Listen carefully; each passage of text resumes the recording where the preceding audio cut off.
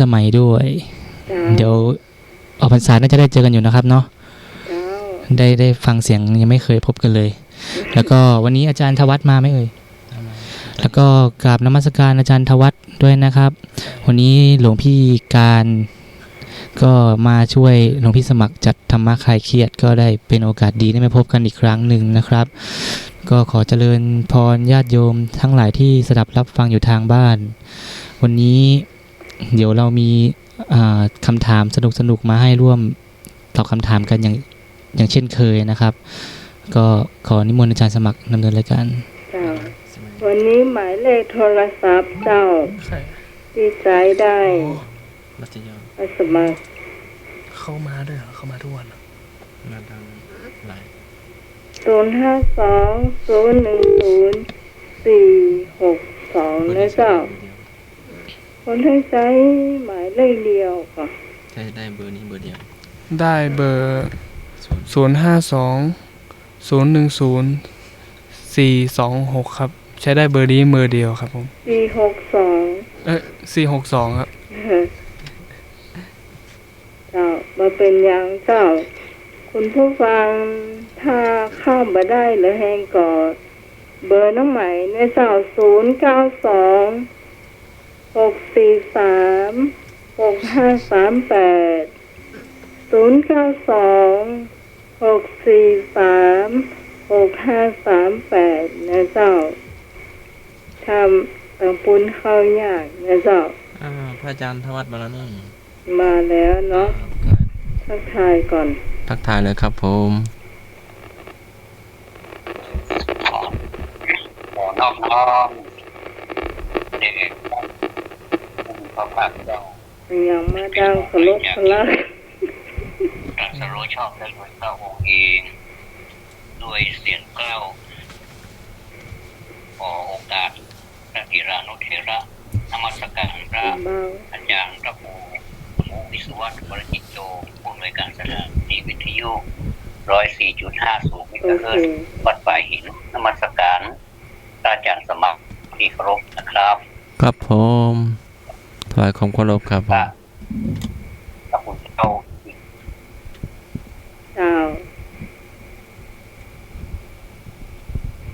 ถึงอย่าไปสมัยนอกแล้วก็ท่านผู้ฟังท่านผู้ฟังที่สนใจในรายการนี้ถึงมัดปุ๊กแล้วก็บ่มัดปุ๊กเนาะท่านทั้งหลายเจ้าของมัดปุ๊กหรือมาเจ้าเนาะเจ้าของมัดปุ๊กบ่มาสักการเจ้ามัดก็ได้บ่มัดก็ได้เนอะก็แยกว่าคนไทยอยู่ด้วยกันน่ะก็ฮักกันเป็นกันแยกกันยังไงมันเนาะถ้าเขาบ่ฮักกันแล้วใครจะมาฮักเขาเนาะยิ่งในสถานการณ์ปัจจุบันนี้เป็นสถานการณ์ของข่าวสารแน่พ้องวัดแน่พ้องระวังระมัดระวังเอาไว้ก็แล้วกันยึดถือรักศีลสมาธิปัญญาไว้นักๆมันจะเป็นเกาะกำบังมันก็น้องไหนเป็นเกาะกำบังเฮาคือเฮานี่ได้เดี๋ยวก็เวิ่งไปทางซ้ายเดี๋ยวก็เวิ่งไปทางขวาถ้าจะมุ่งมั่นออกไปทางหน้าอย่างม้าลำปางนั่นเนาะม้าลำปางหน้าหรอเพราะเขาเป็นได้มันมุ่งไปทางหน้าเพราะคนเอานั้นไปใส่บังมันอย่างพอซ้ายพอขวาย้านลงไปก็เกินไปเนาะเอาไปที่ม้าหรอเนาะพอเป็นคนวันนี้เราจะเริ่มปัญหาธรรมะนะเจ้าท่านทว่าเจ้าวันนี้จะเป็นปัญหาธรรมะก็เป็นวันติดนะเจ้าครับวันนี้ถามคำถามธรรมะครับผมอย่างสักๆง่ายเลยนะครับวันนี้ถามคำถามธรรมะครับผม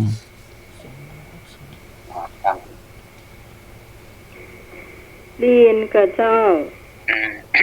วันนี้ถามคำถามธรรมะครับผมได้ฟังได้ดีใจครับดีนะปัญหาธรรมะเพราะที่ปัญหาธรรมะนี่มันเป็นปัญหาที่ควรจะรู้นะ ถ้าคนจะรู้เพราะว่า ถ้าเราบ่รู้แล้วใครจะรู้อย่า ถ้าเราบ่รู้แล้วใครจะรู้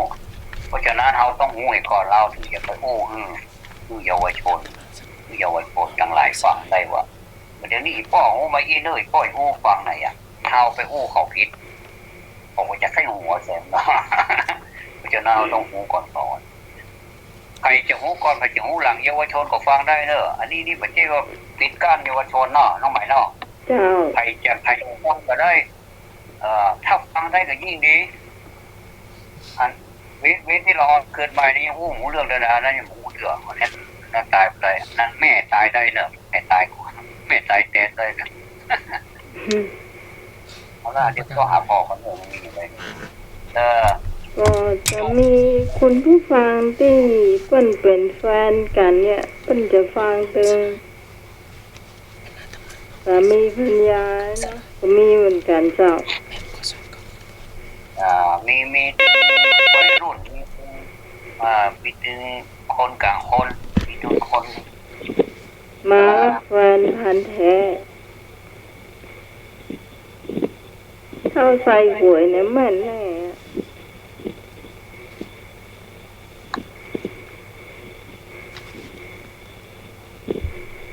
ว่าปูทำปูก็วางเลย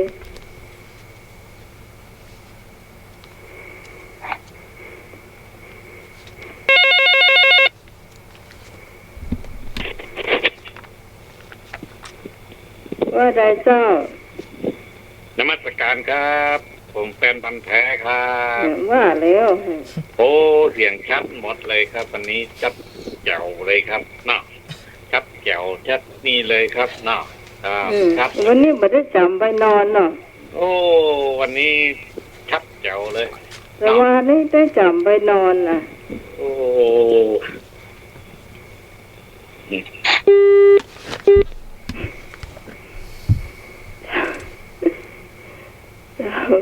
เชิญเจ้านิมนต์เจ้าเอาแล้วเนาะเอาเลยฮะเฮาฟังนี่เนาะเฮาฟังนี่ก็เพื่อให้มันเป็นบารมีเนาะบารมีมันจะมีในหันตัวเองก็คือเป็นหนึ่งใน10บารมีเนาะต่อไปนี้จะคำถามเรื่องบารมีเนอะบารมีถ้าไผ่หูบารมีข้อใดก็มาเปาะกันนะอันนี้จะบอกมีช้อยบารมีอะไรเอาอีกว่าบารมีคือคุณบารมีคือคุณสมบัติหรือปฏิปทาอันยอดยิ่งทราบแล้วเนาะออกสนามหลวงเนาะ บารมีคือคุณสมบัติหรือปฏิปทาอันยอดยิ่งทราบแล้วแต่อยากทราบว่าบารมีมีกี่อย่างอะไรบ้างเนี่ยเนาะไอ้หูตัวใดออกมาเปาะกันเนอะถ้าหูหมดก็เอามาสาธยายหมดเลยก็ได้อันนี้ตาละออกเข้ามาเลยตาเตอน้องใหม่เบต้าเนาะเบต้าน้องใหม่เนาะฮะเบต้าน้องใหม่เนาะมาตาเลยมาเลยท่านแน่จริงมาเลยฐานะบารมีที่เราสวดใช่ไหมอุปบารมีปรมัตถบารมีคนถามบารมี10นะประเทศ30นะฟังดีๆเนอะบารมี10นะบารมี10บารมีว่าเวลาเอาบารมีมี10อย่างจะเลยไปบารมีสมบัติหรือปฏิปทาที่มี4อย่างเลยบ้างมี10อย่างตะกี้นี่เป็นญาติของบารมีบารมีแล้วก็อุปบารมีแล้วก็ปรมัตถบารมีอันนั้นเป็นญาติของมันแต่นี่บารมี10มีอย่างพ่อมาแล้วเนอะเมตตาบารมีสัมปันโนเจ้านมัสการครับผมแฟนพันธุ์แท้ครับตอบมาเลยบารมีประเกิดครับครับนมัสการครับเจริญพรบารมีอย่างของประเกิด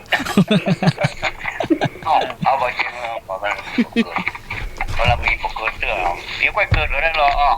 ฟังไว้สักเก่าก็เสื่อมไปแล้ว นอนกัน ท่านใดที่จะร่วม ถ้าเกิดเติมเตือนนะมันจะอยู่เป็นกับด้วยมึงกับที่สุ พี่ ด พรเจ้าพี่พรปลาเศร้า อันนี้มอกมอนบอล เจอเนอะ ทำไมเติม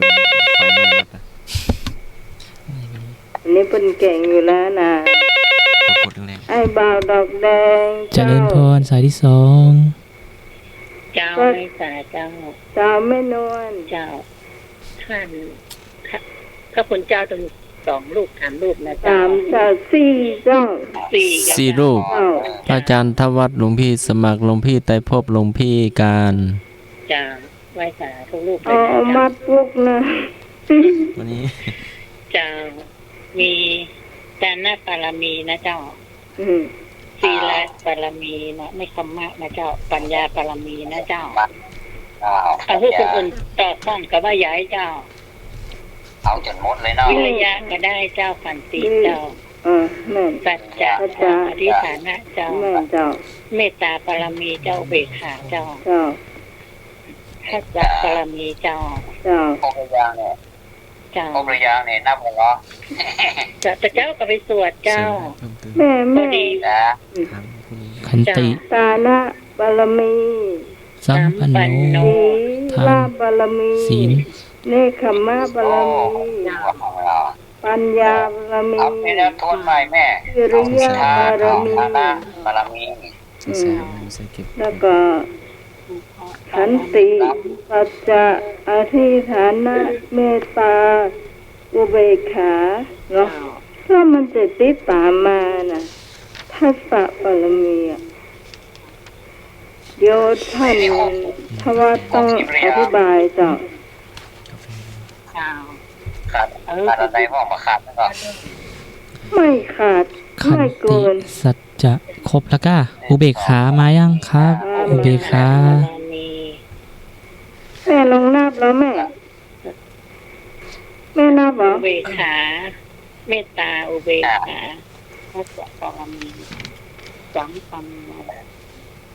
สุข แล้วมีแหมยางเนี่ยที่ยังไม่ว่าเนี่ย เมตตาไม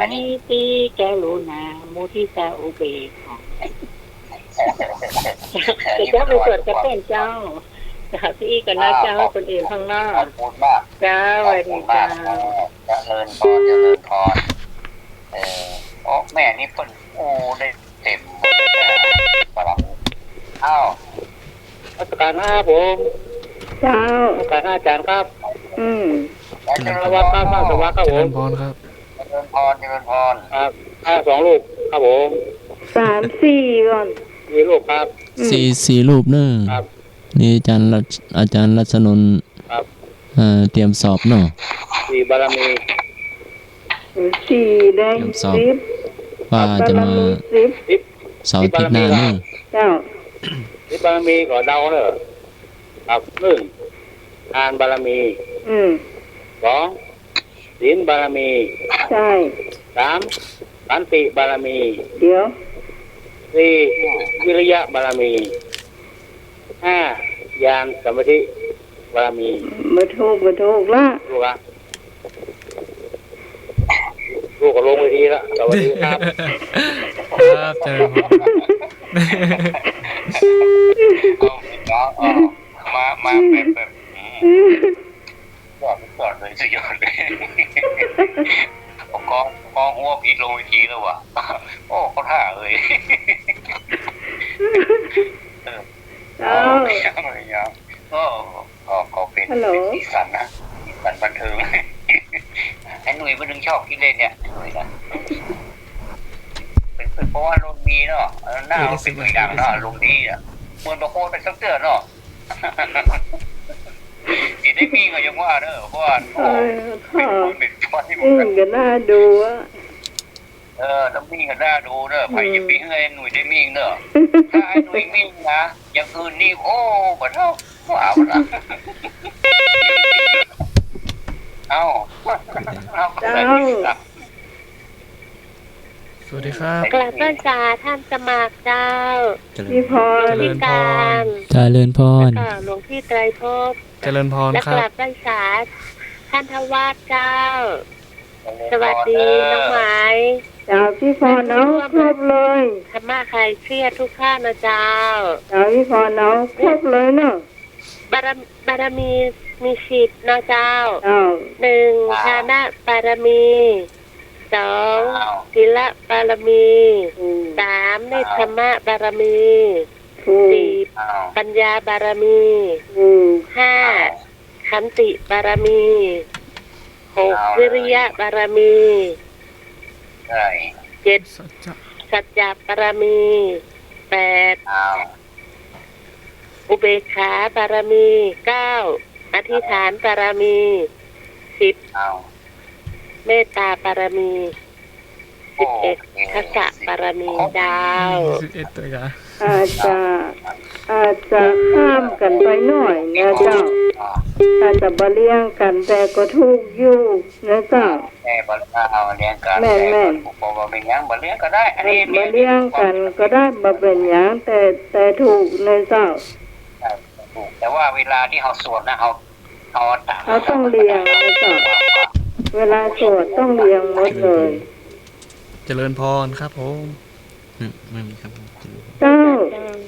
ครับผม สวัสดีเจ้าน้องไม้ เจ้า พระเจ้าท่านเพราะว่า พอเนาะ แล่ม2 ลูกนะเจ้า เจ้า อันนี้พี่สาวต้นปลาพี่สาวดีเนาะเจ้า ว่ามาเลย ทานาบารมี เจ้า ศีลบารมี ถูก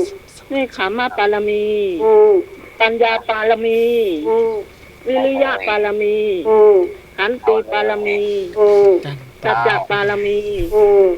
อธิษฐานบารมี ถูก เมตตาบารมี ถูก อุเบกขา ถูกต้อง ตัสสะ ถูกต้องครบเจ้า นี่ทัศะ วันนี้เลี้ยงเป๊ะเลยนะเจ้าพี่สาวอารีต้นเปาเรียงมาเป๊ะเลย เป๊ะเลย แต่ว่าท่านที่ตอบ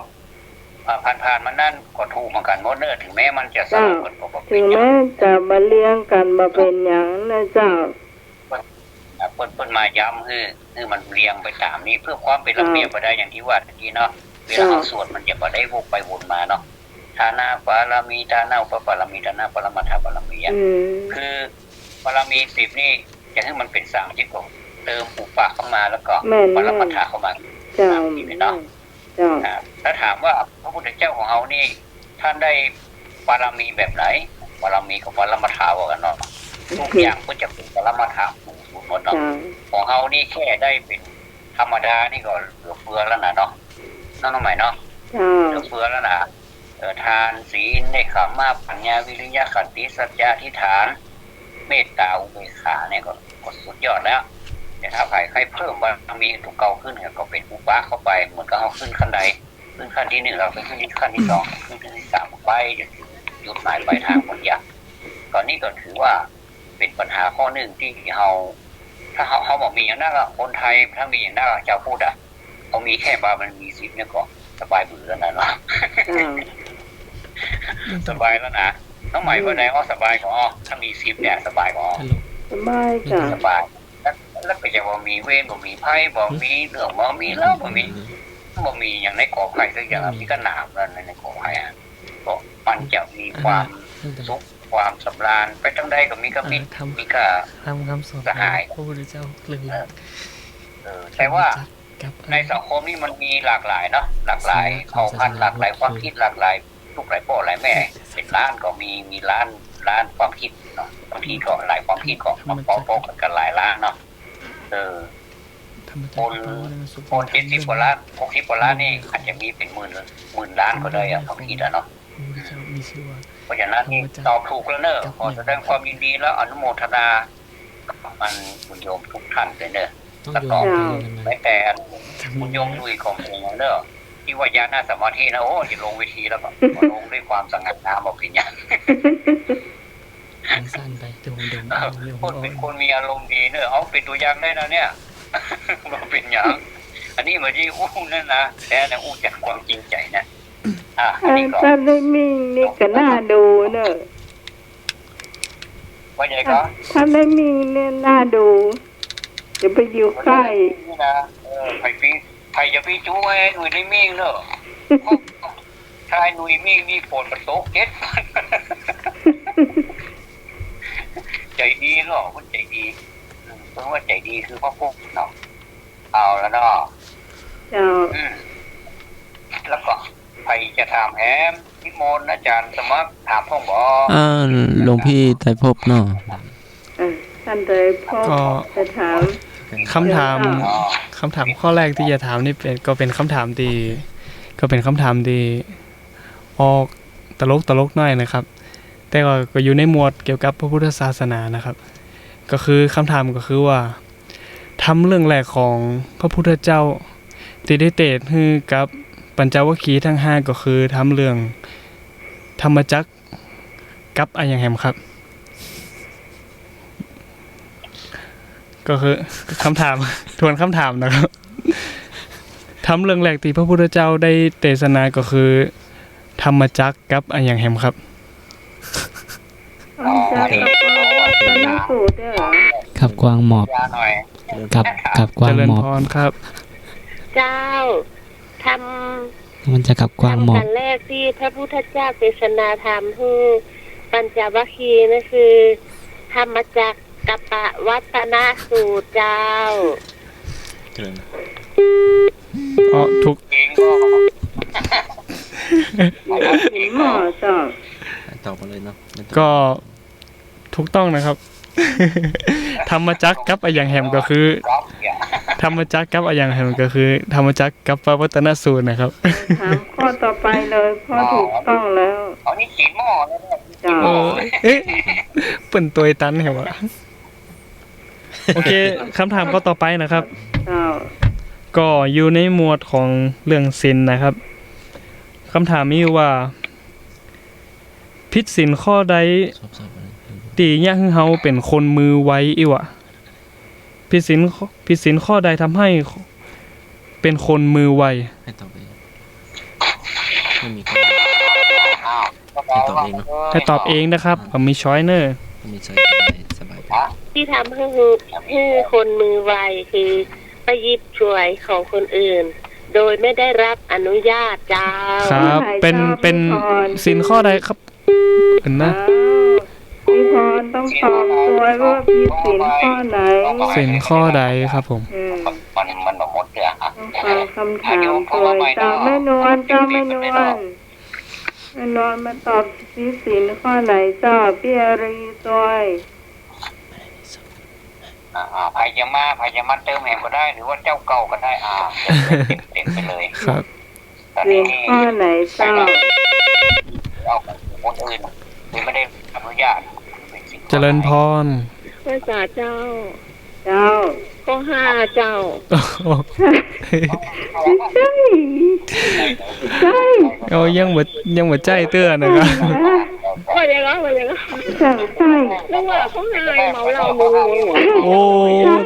ตายละ ใช่ได้ ผิดศีลข้อใดทำให้เป็นคนมือไวนะครับ มือไว้อ่ะ คนมือไวเจาะไปเลยครับ ที่แรกเขาเพิ่งยังอ่ะ นะเอาเลย ก็ยังอ่ะ เอาเลยเอาเลย ลองเดาพอครับลองเดาพอครับ เดามาเลยเนาะ รับคำเจ้า เอาเลยข้อไหน ดี เดี๋ยวกันท่องกัน ถ้ามันถึงข้อที่เขาบอ เอา ก เลย เป็นข้อที่อะไรแม่ ถูกแล้วอ่ะข้อไหน ข้อ1ปลาแล้วก็2อาทีนาข้ออย่างงงเลยงงข้อมันเลยเนี่ย ไม่ได้เดี๋ยวมี งงข้อ อาทีนา พี่นะ ข้ออย่าง ข้อ2มั้ยเหรอ โอเค เจ้า เจ้าพี่สารีต้นเปล่า เขาว่ากระบวนการคิดข้อสองเจ้า แม่ก็ท่านผู้กองท่าน คำตอบที่ถูกต้องก็คือข้อ2ถูกต้องแล้วครับอาทินนาทานาเวรมณีละเว้นจากการลักทรัพย์นะครับ ใช่ ก็ถูกต้อง เรียนกันเจ้ามา อ่า เรียนกันเลย พี่หลวงพี่ โอเคครับ สวัสดีครับ เจริญพร เจริญพร ตอ ครับ ข้อสองปัตตาเปิ้ล โอ้โห มาหุ่นหยัง มองเรา โอ้ตายละเดี๋ยว ม เรา อง จะ เรา ไป เนอะ มันพูดเราจะไปฟ้องมันเนี่ยมันพูดว่าจะไปฟ้องเรื่องรีด มองเจอตะกี้เปิ้ลกับมาผมนี่ น่ะคนอู้น้องฟังหมดแล้ว แต่ผมมาจะถามพูดเรื่องฝนเรื่องโอนเงิน โอนแล้วโอนแล้ว ครับ โอนเรียบร้อยแล้ว ครับผมมองนะครับ แล้ว มาเด้อครับ ดีเขาโดนมาแซ่บฟาด โอเคนะครับ โอเคคำถามข้อต่อไปก่อนเดี๋ยวอย่านิมนต์ภาคการเป็นคนถามนะครับ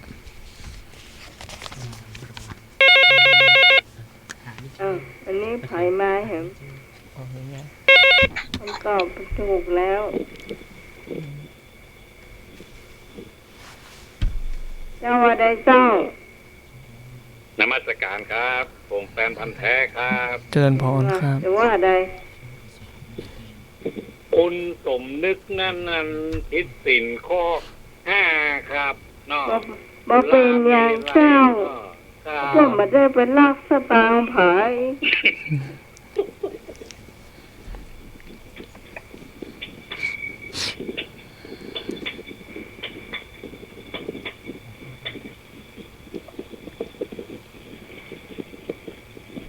จบ ไม่ได้ลักสตางค์ไผมากินกาแฟหน่อย ครับฟังคำถามต่อไปเนอะ ของเสียงของท่านทวัดอยู่ไกลเนอะ อาจารย์ เอาคู่เหมือนเดิมเนาะเอาคู่เหมือนเดิม อยู่ไกลอ่ะ ท่านสมัคร แต่ว่าแก้ครับ เจ้า ผมมันเล่นเหล้าหมายไม่กินนะครับ สมัย มั นั้น นเล่นเหล้าขอไป น้องใหม่อู้แต่แล้วเป็นหยัง ประมาทผมลูกครับ บ่เป็นหยังเพิ่ ประ น มาทผม เพิ่นเป็นคนแบบนั้นเอง ที่บ้านก็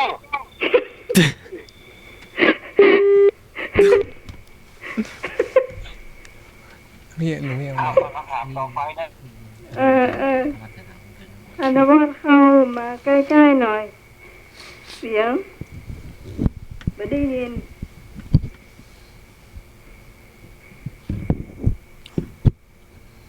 ข้าวเต็มมนเลยครับผม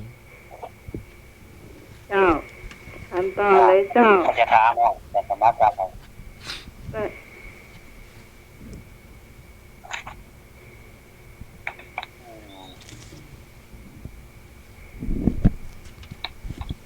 อ้าว อ่ะจะทำก็ทำเลย เวลาไปเรื่อยๆแล้วใครจะถามเจ้า เดี๋ยวภาคการถามเด้อภาคการถามเด้ออาจารย์ อืม เดี๋ยวภาคการถาม ผู้ใดจะถามนิมนต์ครับ ครับ หรือว่าประธานก็ผมจะขออนุญาตถามเด้อฮัลโหล ฮัลโหลได้ยินไหมเอ่ย ใช่มันก็มีเสียงตอบรับพอกันนึกว่ามันหายไปไหนที่ มองที่ เดี๋ยวผมจะถามนะ เจ้าว่าได้เจ้าถามไปเลย พระโมคคัลลานะขณะบำเพ็ญเพียรมีอุปสรรคในเรื่องใด โห ง่ายมาก ก็ไก่ กอไก่ความหิว ขอไข่ความร้อน คอควายความเหนื่อย งองูความง่วง ทวน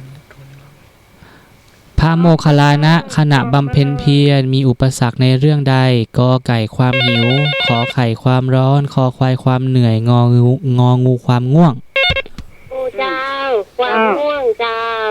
นิพนธ์ปราศเศร้าโอ้ มาเร็วเคลมเร็วนะครับ นิพนธ์ปราศเศร้านะเจ้าตอบงองู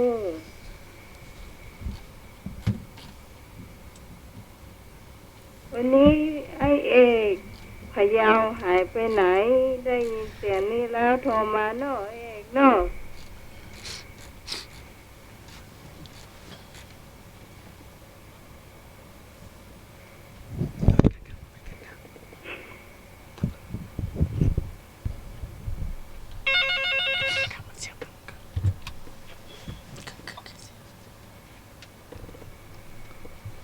เจริญพร เจ้าน้องไม้ เจ้า ไม่นอน หนู ไม่นอนเดานะเจ้า เจ้า พ่ององูนะเจ้า เอางูเจ้าเนาะ เจ้า เจ้า เจ้าดีเจ้า เจ้า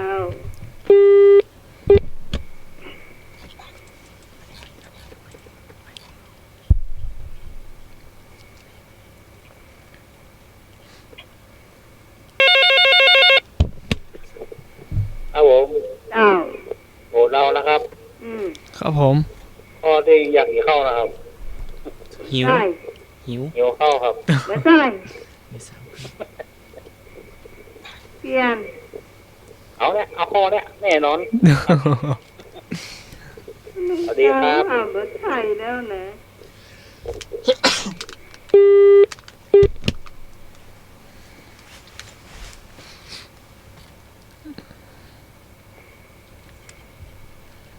ได้จดเลยไหมว่ามีใครเอาคนไหนบ้าง งองูลวด แล้วก็เมื่อกี้มี สวัสดีเจ้า สวัสดีค่ะทั้งสี่ลูกแล้วก็น้องไม้ เจริญพร สี่แม่เอาข้ององูเจ้า แม่อยู่วันศีลวัดเนาะ เจ้า จัน สวัสดี ถู เจ้าก บ้าเลย ผี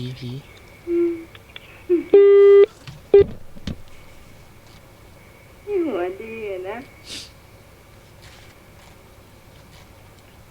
แม่บุญศรีบนไข้หัวดีนะ นี่แม่ยัง สมศรี บุญศรี สมศรีสมศรี แม่สมศรียวนใส่นะเจ้า เจ้าน้องไม้ เจ้า เอาความง่วงนะเนอะ เจ้า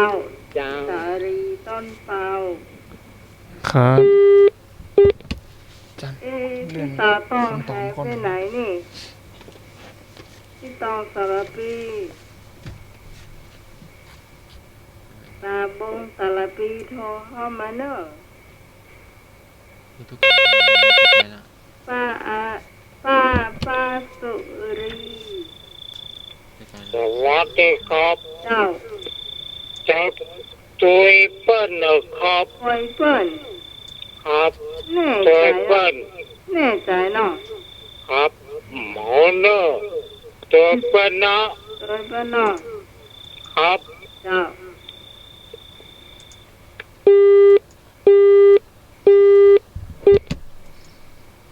นี่ครับ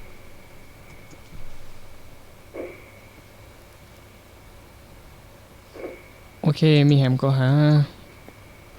มีแถมก้อยบาวดอกแดงน้องสาวต้นฝ้าย อยู่ไหน ดอยสะเก็ต คำตอบ ให้บาวหนองบัว ทวนคำถามเลยทวนคำถามแล้วก็ ดอยสะ ตอบ เก็ตแม่บัวเขียว คำถามแล้วก็เฉลยเลย เฉลยเลยเด้อ ตอบข้ององูเด้อ ความง่วง ความง่วงนะเจ้า ครับ ไม่ใช่ความหิวนะครับ ความหิวก็ไม่ให้หนุ่ยเจ้าคนเดียว เฉพาะการนิมนต์อาจารย์เฉพาะการ อืม นิมนต์อาจารย์เฉพาะการครับ ใช่ประการ มาท่านทว่าถึงสักข้อหนึ่งเจ้า เฉพาะการครับ นิมนต์ท่านอาจารย์ชัยประการถามต่อเลยครับ พูดเสียงค่อย ฮัลโหลอาจารย์ ได้อยู่ก็ ครั ได้ บ อยู่ ได้อยู่นอกได้อยู่นอก เจ้าได้เลย เขารู้แล้วเขารู้แล้ว เสียงมันรี เป็นเสียงหายเสียงไปดังได้หมด คำถามต่อไปนี้เป็นคำถามเพราะว่านักปฏิบัติธรรม นี่สมัย ความไม่รู้ความไม่รู้ในอะไรเรียกว่าอาวิชชา ความไม่รู้ในอะไรเรียกว่าอาวิชชา มันใจไหม เสียงมันรีเลย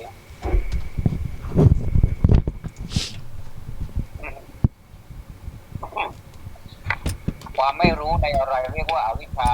เอามีโก ความไม่รู้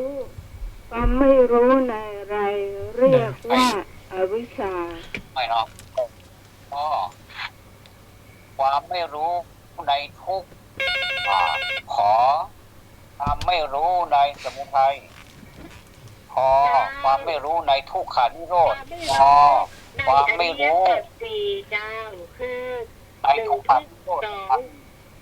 สมุทัยสามนิโรธสี่มรรคเจ้า คือพี่พรฟังคำถามเพิ่มหมดก่อนนะเจ้ามันจะมีให้เลือกกขอนะเจ้า จอว่ามาทั้ง4ข้อนั่นแหละจอ อีกข้อหนึ่งนะช่วงไหนช่วง ทั้ง4ข้อนั่นแหละคือข้อกอความไม่รู้ในอริยคือความไม่รู้ในทุกข์เนาะข้อขอไม่รู้ในสมุทัยข้อขอไม่รู้ในทุกขนิโรธก็คือนิโรธนั่นแหละ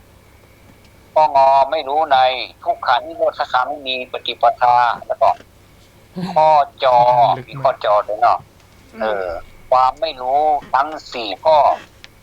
ข้างต้นนะแต่ที่ไผ่ตอบมาก็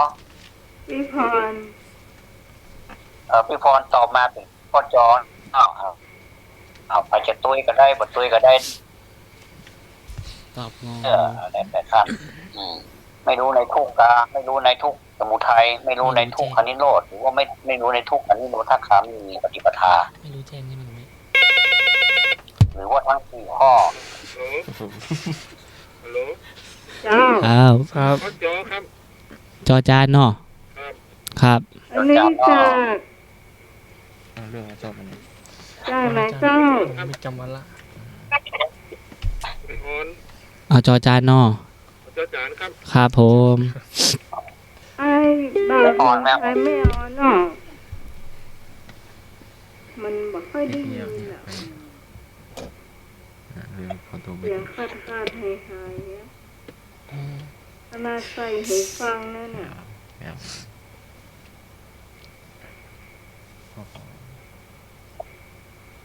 คือจะไป ท่านใด เจริญพร ครับผมครับ เลย โอ้จอจานสวยดีครับ ร้านคือจะไปเสีย จดจานนอ ไปซื้อมาจากตลาด ไดเนอร์ ไปซื้อแล้วเดี๋ยวอาจารย์ฟังผม จับให้จดจาน ใคร อะไรเนี่ยผมมีเรียนหนังสือต้องรับใช้ ไป เรื่องสองคน เจ้า แล้วเจ้าก็เอาจดยานะเจ้า จุ่มมันจุ่มคนละ นี่ จาน อันนี้ป้าสุรีบ่สร้างก่อน ได้แม่สมศรี จ้ะ แม่สมศรี แล้วมาแล้วนะเสียงคล้ายกันเหรอเสียงคล้ายกันนั่นจึงป้าสุรีบ่สร้าง จดจาน ถ้าบ่ได้ยินชัดเจนนี่มันจะมาให้ฟังมาให้หู ท่านใดที่จะร่วมตอบแผ่นเจอเนอร์อะไรเรียกว่าไม่รู้ในอวิชชา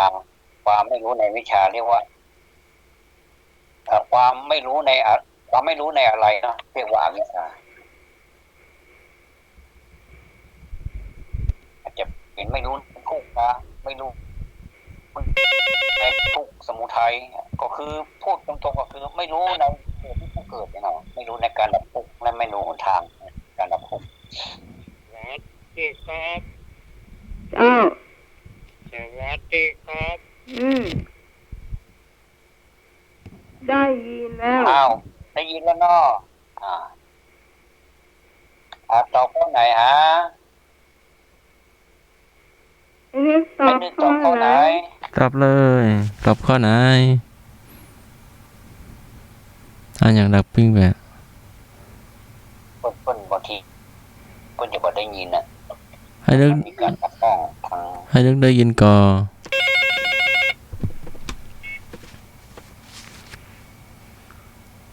เจ้าฮัลโหล ได้ยินเนาะว่าแต่ ได้ยินแล้วเนาะได้ยิน ว่าแต่เจ้าท่านพระอาจารย์ทุกตนทุกองค์นะเจ้า จะไม่สม เขาหมายถึงเจ้า เจ้า เจ้าแล้วแม่ก็ตอบพ่อโจแจนเจ้า จอจาน จดจานคนจะเทคะแนนให้จดจานเจ้า ประจำเสนอเจ้าสายแล้วนอกสายนอก จานน้องไหม เจ้าไม่นวล ถ้าจอจานนี่มันจะเป็นอริยสัจสี่มันก็จะจาน มันรวมหมดอ่ะแม่ รวมหมดเลยจ้ะ รวมหมดนะก็คือ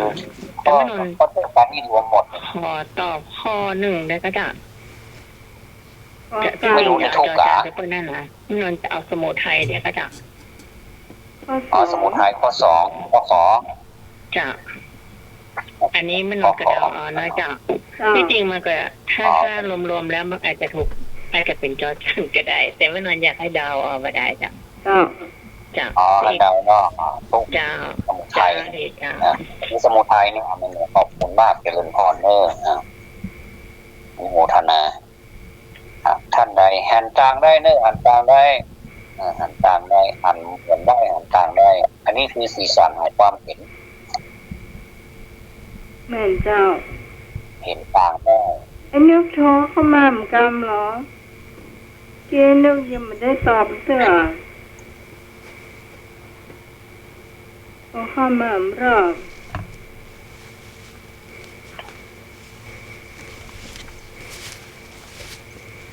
052010462เจ้าเข้ามาเหมือนรอบเนอะ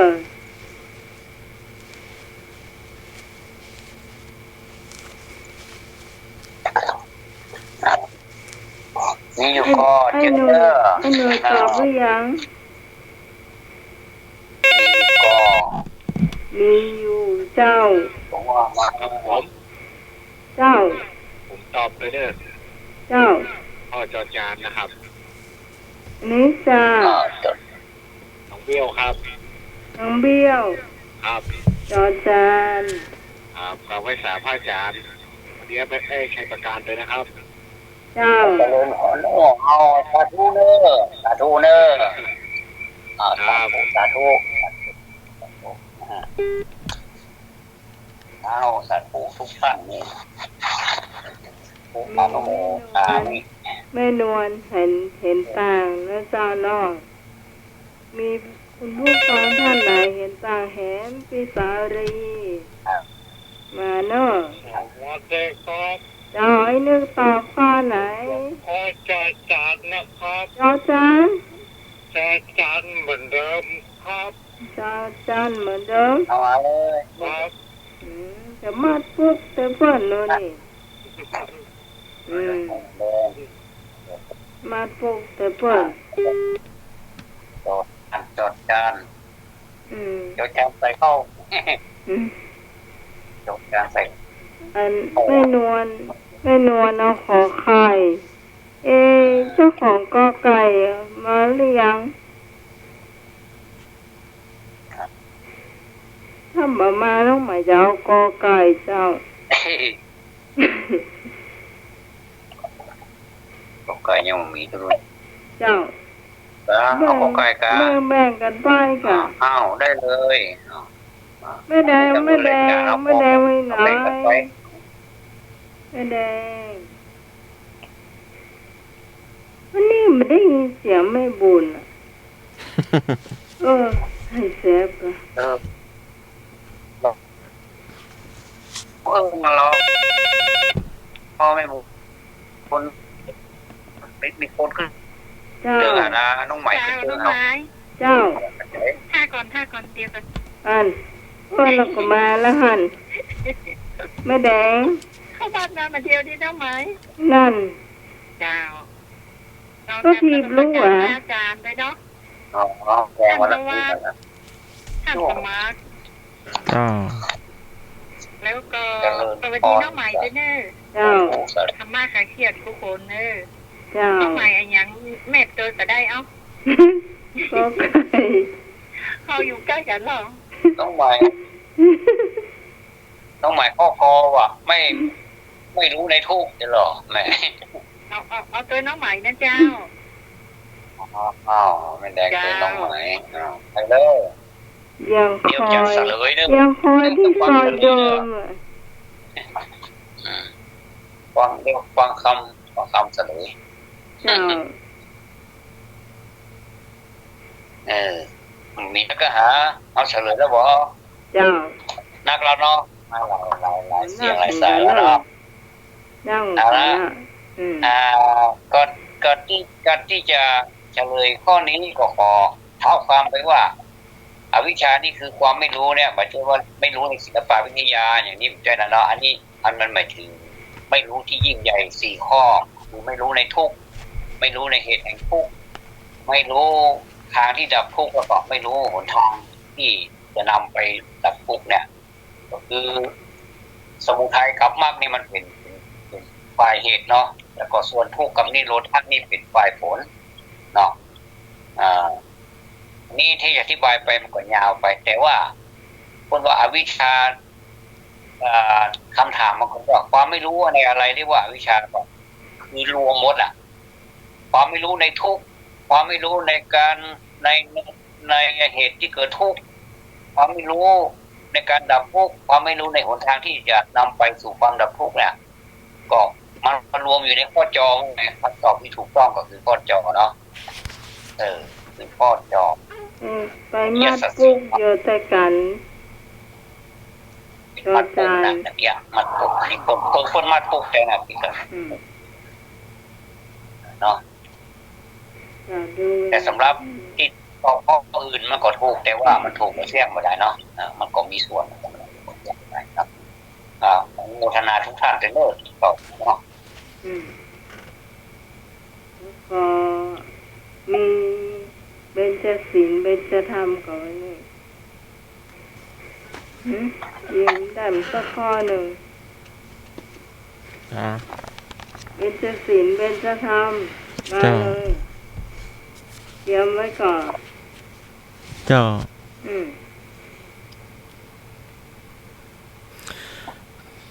ข้อใดชื่อว่าเป็นการแสวงหาทรัพย์ในทางที่ผิดก็เก็บขยะขายขอขายซีดีปลอมคอรับจำนำของงอ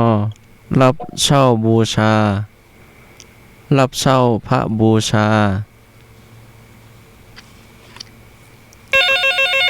นี่คำตอบน้องใหม่ได้แล้วเจ้านิพนธ์ก็ขอใครเจ้านิพนธ์ตอบขอใครเจ้าขอใครเนี่ยเจ้ามาที่2เจ้าเอาขอไข่นะเจ้าแม่สมศรีขอไข่เหมือนกันเจ้า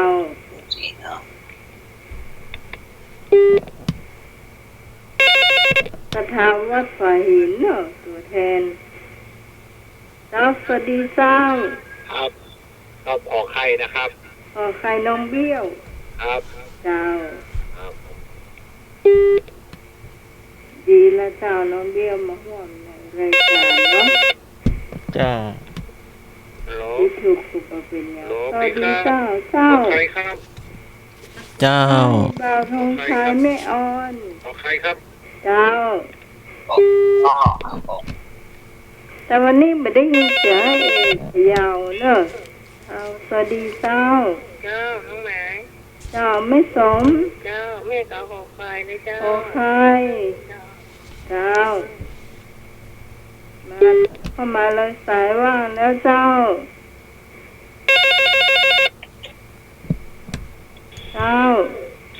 น้องไหม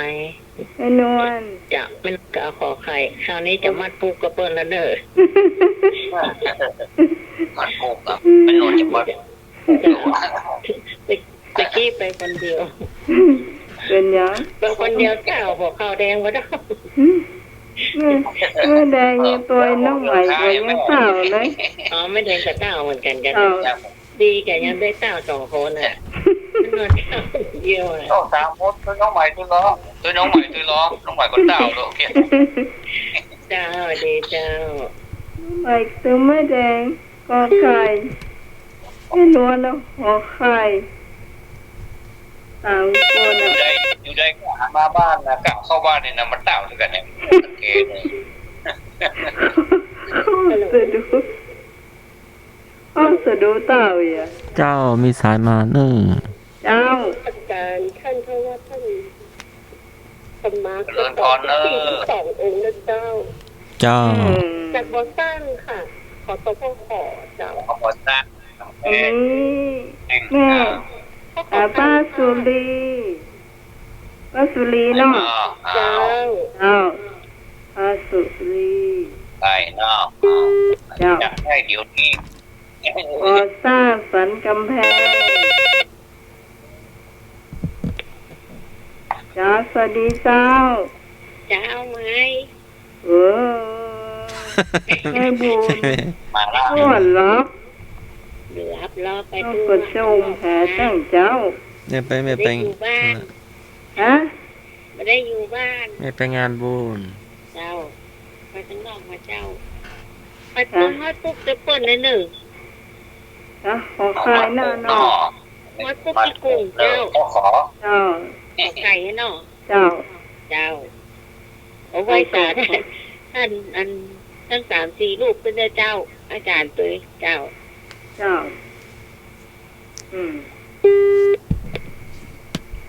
เรื่องพรเนอสาธุมาละมารายงานตัวละ เจ้าไอ้หน่อย จะไปมาพวกเปิดต่อกันสั้นเนี่ยไปงองูดีกว่าสวัสดีครับ เจ้า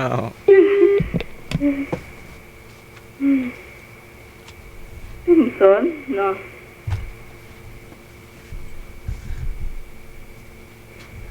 มีทำกายนึกกันตายนึกไหมยัง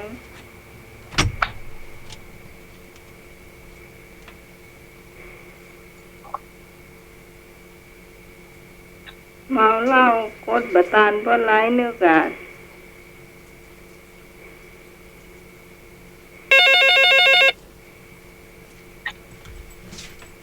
มาเตอร์ครับ เจ้า ปันกาปั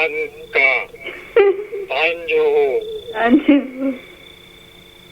ป้องกันน้านเอาหางนอก ผมหยิบมาปุ๊บเบิ้ลมัดปุ๊บ อ๋อ มัดปุ๊บเนี่ยค มั รั ด บ ปุ้งเตอเปิดขอไข่หน่อย พวกกำนันไปหาง ครับ เจ้า ครับ สวัสดีครับ เจริญพร เจ้า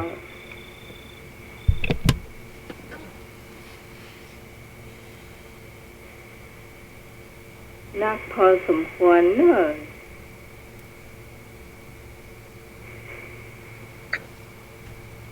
มีแถมกระเจ้าคนผู้ฟังที่จะตอบข้อนี้เจ้า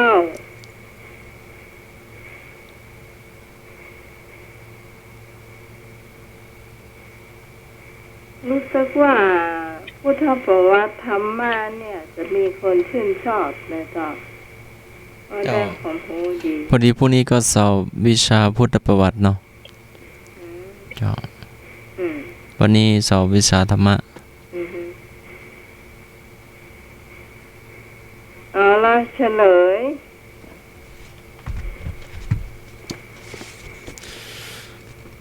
ข้อใดเป็นการแสวงหาทรัพย์ในทางที่ผิดก็เก็บขยะขาย ขอขายซีดีปลอม ขอรับจำนำงอรับเช่าพระบูชาข้อที่ถูกคือข้อขอไข่ ซีดีปลอมเนี่ยเจ้า เจ้า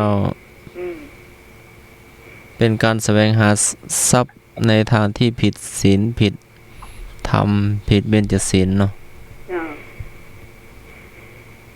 จากช่วงต่อไปเป็นช่วงกรรมเก่าหรือว่าจะได้ ประชาสัมพันธ์สักน้อยหนึ่งเนาะ เจ้า เจ้าสำหรับช่วงนี้เราขอประชาสัมพันธ์ที่งานที่จะใกล้เข้ามาคืองานกระถิ่นของวัดป่าหินและเจ้าเนาะวันที่17 ตุลาคม เดือนหน้านะเจ้าเนาะงานก็จะเริ่มบ่ายโมงเนาะถ้าพิธีเป็นทางการนะเจ้าเนาะสำหรับเป็นรายการที่หอมน้ำเข้ามานะเจ้าก็เพิ่มเติมมาก็คือพี่สาวพี่พรนะเจ้าถ้าน้องหมายจำชื่อเพิ่นบ่ผิดเนี่ยชื่อนักพนันนะเจ้าหมูว่าน้องหมายจำชื่อตายผิดก่อนเนาะพี่พรนักพนันมันทอมาเห็น200นะเจ้าคนผู้ฟังท่านไหนที่จะพร้อมเพิ่มเติมเข้ามาได้11แพ็คเนี่ยมันขาดไปแหม100เดียวนะเจ้าคุณผู้ฟังตอนนี้น้องหมายได้อยู่ประมาณ10แพ็คและแหม8ขวดแล้วนะเจ้าถ้าแหม100เดียวมันจะถึง11แพ็คนะเจ้าก็คือจะว่า132ขวดนะเจ้าถ้าคุณผู้ฟังท่านไหนจะเพิ่มเติมเข้ามาก็ขอเชิญนะเจ้าติดต่อน้องใหม่ได้นะเจ้าเพิ่มได้เนาะมีนักดีกว่ามันจะวิทย์นะเจ้าอยากเพิ่มเติมเข้ามาก็ขอเชิญแล้วก็ขอบคุณคุณเรืองฤทธิ์สทตังไม่โจโดยนะเจ้าเพิ่นโอนสตางค์มาแล้วเนาะสำหรับให้นึกนะเจ้า300 บาทผมไม่แดงนี่ก็โอนมาแล้วต่อวานะเจ้า400 บาทแล้วก็มาจะร่วมถวายอาหาร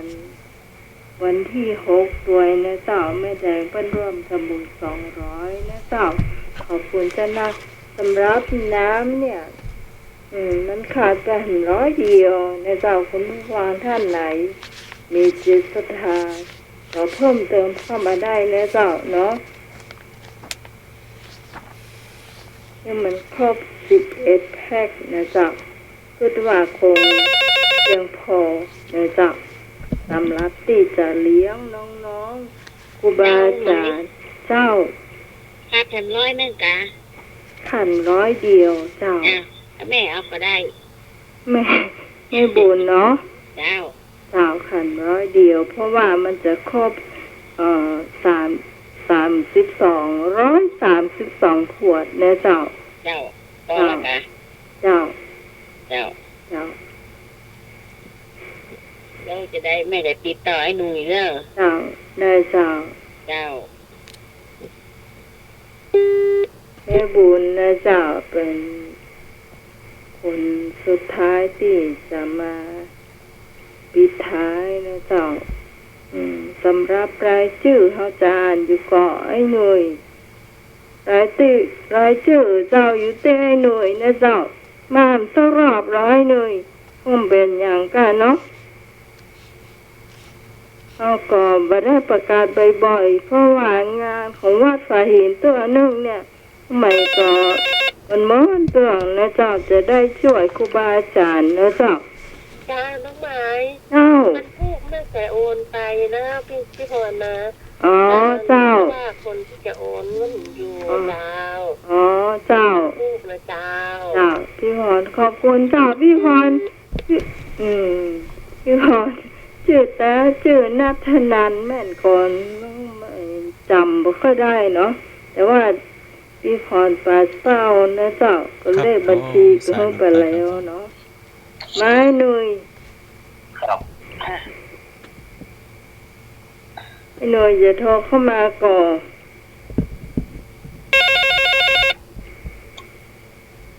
เจ้าเด็กขาซ่อนตัวมาเลยแม่บุญ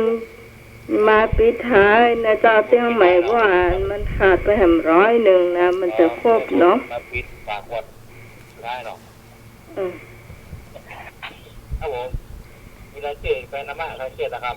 ใกล้ๆหน่อยครับไม่ได้ยินเนาะมีคนทำบุญ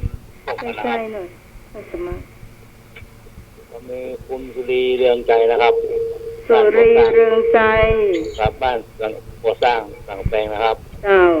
200 บาทครับ เจ้า ขอบคุณนะครับ อนุโมทนาเจ้า อันนี้ก็น้องของคุณโยมผมชื่อพี่สมัยนะครับ น้องคนคุณลูกกับลูกสาวด้วยนะครับ น้องกวางครับบ้านตวตึง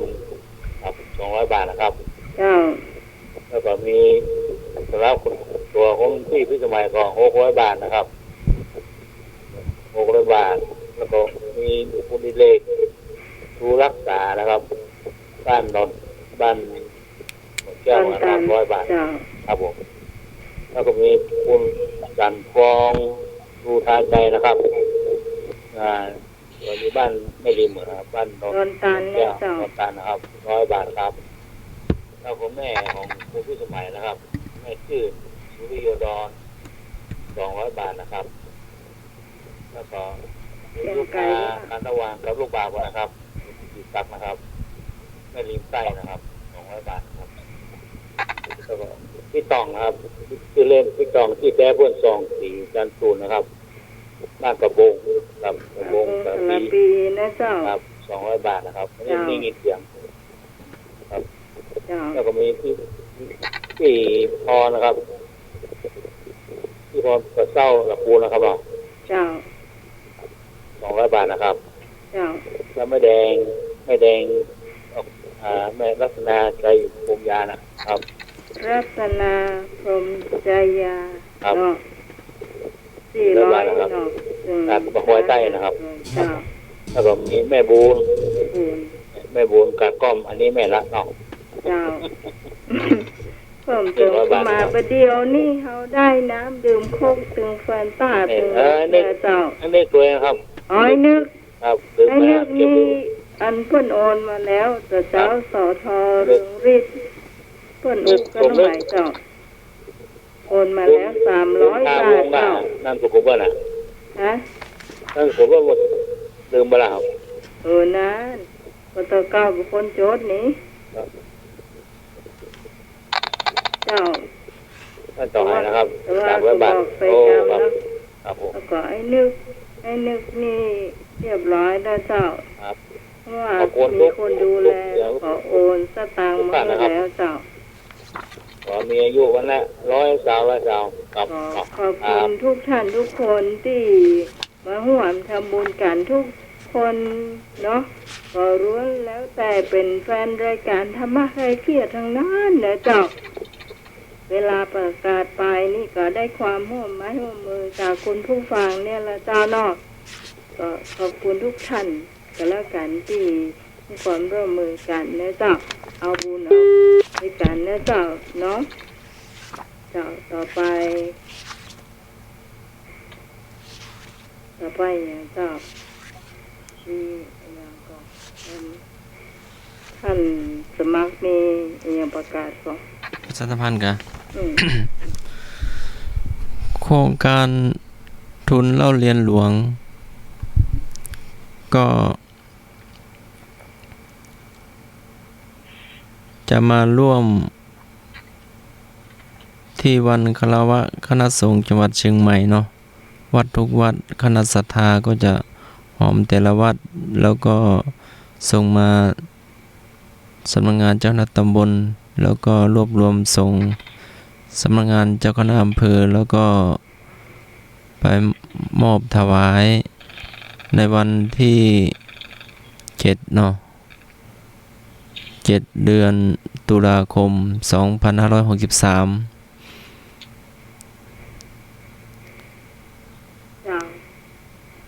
เจ้าแล้วก็วันนี้ก็สลากภัทรทักขินานุปทานอดีตเจ้าอาวาสวัดสันดอกพารามหลวงแล้วก็ผู้มีอุปการะคุณเนาะทั้งกูเจ้านายฝ่ายเหนือตัวเนาะแล้วก็วันที่10 ตุลาคมก็สลากภัทรที่วัดประแดงมหาวิหารเนาะก็ไปร่วมบุญกันได้เนอะแล้วก็วันที่2 เดือนกันยายนนี้ก็ 2 ตุลาคม ก็เป็นวัน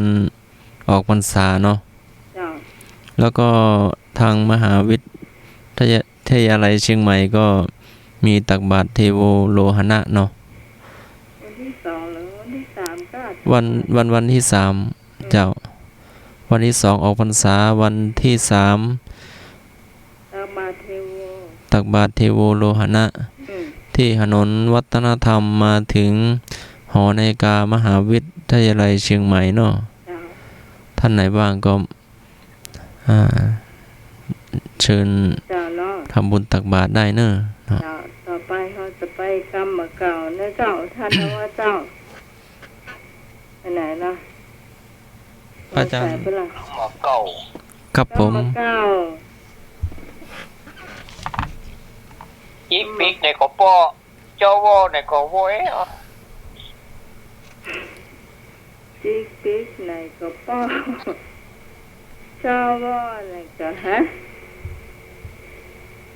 เจ้าวอในก็ยังฮะลืมไปแล้วแหละ เจ้าว่าไหนก็จิกปิก จิก ไหน ปิก ก็ป้อเจ้าว่า อี ไหน ปิกใน ก็ กปอเจ้าวอในกโวยอีกอ่ะไม่ละก็ เจ้าว่าไหน โอ้ไม่ ก็ ได้วางลงเนี่ย จิกปิกขี้จะกิ้มกันครับ แม่ก็ จะกิ้วเหมือนอย่างท่านนะจ๊ะ ก็ชื่อมันคล้ายกันอ่ะ อีปิกในกปออ่ะ เจ้าว่าไหนก็ควัก เจ้าวอในก็ควักแกเนาะเอาเจ้าวอในก็โวยว่ะ หรือว่าลูกไก่มาจิกลูก แล้วก็บอกพ่อนะกะพ่อไก่มาจิก อีปิกในกปออ้าวทำไมรู้ว่าเหรออีปิกในกปอนี่หมายความว่าใหญ่น่ะ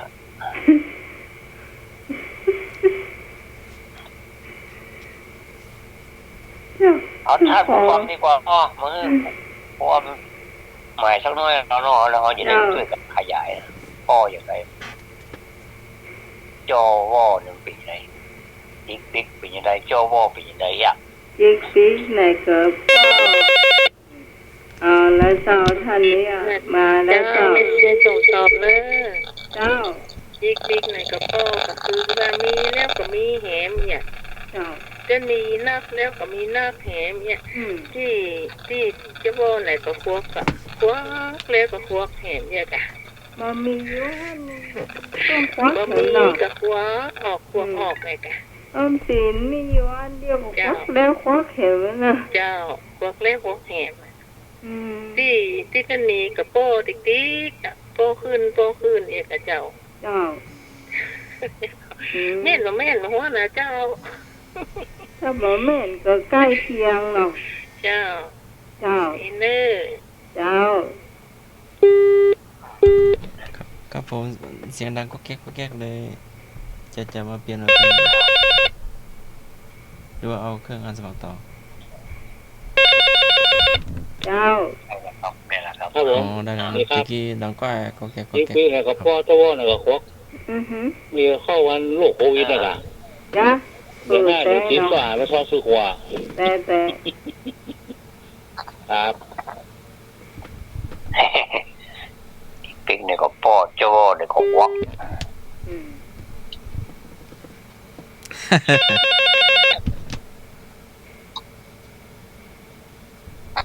เจ้า นมัสการครับผมแฟนพันธุ์แท้ครับจิกปิกแน่นะ ว่าใหญ่ ของออกจ็อกอะของออกจ็อกน้อยๆเนี่ยของออกจ็อกเนี่ยนอครับนมัสการครั จ บ อกน้อยๆอ่ะเป็นจอกเนาะ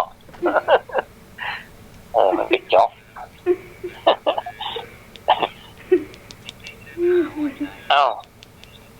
เอาว่าไปเป็นยังอีปิกเนี่ยก็พอมาท่านนี้ว่าย้ายที่โทรมาเดี๋ยวนี้เสียงสื่อสารวันนี้บอกค่อยสดใสตัวใด ตอนนี้สดใสแล้วครับ สดใสแล้วครับ ครับ เสียงตะกี้เพิ่นว่าย้ายตะกี้เพิ่นโทรมาสายเนี่ยสาย ล่าสุด มาแล้วเจ้าเนาะ สวัสดีครับ ติ๊กเน็ตก็ว่าชว่าเน็ตก็ว่าหมายถึงคนทุกข์คนยากคนรวยมีป้าติ๊กเน็ตก็ว่าชว่ากับเจ้าว่าก็คือคนทุกข์ คนทุกข์เนาะ ครับถูกบ่ถูกหัวเด้อครับ โอ้สุดยอดอันนี้สุดยอด หมายของไอ้เรื่องนี้หมายความว่าติ๊กเนี่ยก็ป้อนี่หมายถึงคนรวยคนรวยแล้วก็รวยแหมรวยจิ๊กๆรวยเอามันป้ออย่างเนาะมันก็รวยอยู่แล้วนะอย่าใช่ยังมันก็รวยนี่ก็หมายถึงคนมันไปป้ออย่างนั้นเจ้าว่าเนี่ยเราก็เลยไปของคนตุ้มแม่นละกันเนาะนะแล้วก็สังคมปัจจุบันมันก็อยู่มี2อย่างนะติ๊กๆเนี่ยก็ป้อเจ้าว่าเนี่ยก็พวกนะอันจะให้มันเหมือนกันนี่มันก็คงจะลำบากหน่อยเนาะเพราะว่าความขยันมันเพียรมันก็บ่เท่ากันอาจจะไปโทษสิ่งใดสิ่งหนึ่งแต่มันก็โทษมาได้จะต้องดูแลดูตัวเองตัวว่าตัวเองนี่ขยันก่อยเนาะต้องไหมเนาะถ้าตัวขยันแล้วมันบาดได้มันบาดอย่างสักอย่างนี่อันนี้ก็แสดงว่าโอ้เกินไปละเนาะอย่างน้อยที่สุดก็พอเพียงกินแบบพอมีอยู่มีกินนี่ก็สบายแล้วเหรอมันก็แต่ถ้าขี้ค้านี่มันก็บ่ไหวแล้วไม่กินไม่ใจหวานก็ไม่กินไม่ใจตานได้ตานเพิ่นไปได้ไปเพิ่นแอวได้แอวอีเนาะก็เอาดูครอบครัวของคุณพี่สมัยนี่เป็นตัวอย่างอันเนี้ยเพิ่นขยันคู่คนนะเนาะนับตั้งแต่พ่อแม่มาเป็นต้นนะลูกเต้าแต่ก็ครอบครัวอื่นที่เป็นตัวอย่างก็มีเช่นนั้นนะเอาเจิญนมัสการครับโปรดแฟนพันธุ์แท้ครับว่าใหญ่เดินตามรอยพ่อหลวงครับเศรษฐกิจพอเพียงเนี่ยครับครับนมัสการครับติ๊กในก็ป้อนะเจ้าพ่อในก็ควักคือมันควักมันมีกระตังจ่ายมันบ่มีตังได้เจ้าพ่อเนาะออกไปมีกระตังจ่ายตัง5บ่มีเพราะฉะนั้นเฮาจะใหญ่มันมาอุดคำว่าเจ้าพ่อนี่เมื่อมันอุดความยากอยู่นี่ก็คือต้องขยันต้องรู้จักวิธีขยันโดยบ่ใช่ขยันไปเลยนะถ้าขยันไปเลยนี่มันก็บ่มีเป้าหมายเนาะน้องหน่อยเนาะก็คือมีเป้าหมายอย่างเฮาเนี่ยสวนเนี่ยจะเนี่ยสวนหยังเนี่ยสวนลำไยกะเนี่ยสวนดอกกะก็ต้องให้มันยากแต่นะบ่ใช่ว่าปีนี้เนี่ยสวนดอกปีหน้าปลูกพริกนี่มันก็บ่ได้แล้วน้องขวัญน้องหมายเนาะคือมันก็ต้องลองเนี่ยสวนดอกนี่ไปเรื่อยๆถ้ามันเข้าท่าแล้วมันก็จะร่ำรวยกันลูกเนี่ยสวนพริกก็ปีนี้ก็อย่างเงี้ยปีหน้าก็จะเงี้ยพอมันจะเป็นพริกอย่างใดนะมันก็รวยได้เหมือนกันนะเนาะก็เรียกอะอันนี้ก็ได้ข้อคิดตัวเนอะเจ้าว่าในของวอกนี่นะมีหลายประเภทตอนเจ้าว่านี่นะประเภทมันแล้วก็บรวยประเภทประมาณมันซับตู้ไปทิกอันนี้เจ้าว่านี่ของจักครอบครัวใหม่เป็นอย่างดีเหมือนกันนะจ๊ะเนาะเจ้าว่าในของวอกก็เป็นธรรมะข้อหนึ่งเหมือนเด้อเนาะเป็นธรรมะอันนี้เนี่ยได้อู้ได้นะอุ้ยเหรอแม่แดงอุ้ยแดงอุ้ยแดงเป็นตัวอย่างด้วยอุ้ยแดงเป็นตัวอย่างตัวอุ้ยแดงนี่มันขยันขนาดนั้นขยันเจ้าหมายชวนทำบุญเมื่อใดบ่ปฏิเสธเจ้าเพราะเพิ่นมีมาจากหยังมีมาจากการประกอบสมาอาชีพไหมขายก็คือเนี่ยการถึงวันน่ะเนี่ยการถึงวันเนี่ยอันนี้บ่มีทางเจ้าว่าก็คือมันจะลูกจิกปีกปนเนาะมันบ่ลูกเจ้าว่า ถ้าไผ่ลูกเจ้าว่อนะก็พยายามให้มันจิกปีกเหี่ย เจ้า ทำสายนอ ดาวน้องไม้ เจ้า แม่ขอจิ๊กติ๊กเจ้าป๊อกเป็นคนเนาะ จิกปีกจกปอก แม่ขอถาม อันนั้น ห จิ น่อย กจกปอกมันน่าจกปอกจิกปีกเล็กเอาแล้วไปจะจิกปีกจกปอกก็จิกปีกจกปอก ประเจ้ขนมจ๊อกนะ นะหลงไปไส้อะก็ เอาภาษานี่กันเนาะแม่ถามแล้วเนี่ย เจ้า จะไปเปิดเสื้อหรือเปิ้นหันหลัง จะไปโลกหนังหรือเปิ้นหันจีนท่านกับน้องใหม่ตอบพ่อแม่ตัวเด้อ เอาเลยเอามาน้องใหม่เอาก่อนน้องใหม่นี่เก่งนะเรื่องนี้ อ๋อไปเปิด ถ้าน้องใหม่บอกฮู้นะเรียนถามอาจารย์สมัครก็ได้อาจารย์สมัครผู้เห็นอธิบาย เจ้าถามผู้คนน่ะที่เปลี่ยนธรรมะขายเขีย ตอน น แรก เนี่ย ผู้คนอ๋อถามผู้คนเนอะเจอเนอะ หลังเป็นเชื้อรา แม่วางหูเนอะคำเดียวจะตังค์แม่นี้5 บาทเสร็จแล้วเจ้า เดี๋ยวน้องพอหา ฟัง ก็ได้ ถ้าฟังก็จะว่าอย่างไรกันไม่รู้เอาละอ้ออาจารย์สมัครว่าใจก็เก็บมาได้ยินทีเว้ย หลังเป็นเชื้อ ห รา ลังเป็นเชื้อราฝนตกนานนับ3 เดือนแล้วก็ ครับก็น่าจะเข้าอยู่นะเอาท่านใดก็ได้โทรเข้ามาเนอะเยอะเลยสายว่างเนาะ ท่านเนี่ยก็ว่าสันดอกอะมันว่าเพื่อให้หูว่าท่านสมัครเนี่ยในการธรรมะใครเครียดฟังไปเครียดไปซื้อ ทีแรกก็ม่วนเอาเข้ากลายเป็นข้อเก็บเอาแล้วเราตรวจรับเนาะ เจ้าไม่สุดตอบเนอะ อ๋อ แม่อะไรก่อนเจ้า จะปีเปิดเสื้อเพื่อนหันหลังไงอย่าจะปีลอกหนังเพื่อนหันจีนเนี่ยหรอกหมายความว่าใจหาวะ อันนี้หมายความว่า อ้าว ครอบครัวเฮาเนี่ยเนาะมันบดีคนเฮามันบดีเนาะเอาก็จะไปอู้ให้คนอื่นฟังเฮาก็ปิดเหียเฮาก็ปิดไว้เหียเฮาบ่อู้ให้ฟังละอันนี้ตัวเชี่ยเป็นหันหลังเนาะอันที่อันเนี้ยจังแม่นน่ะ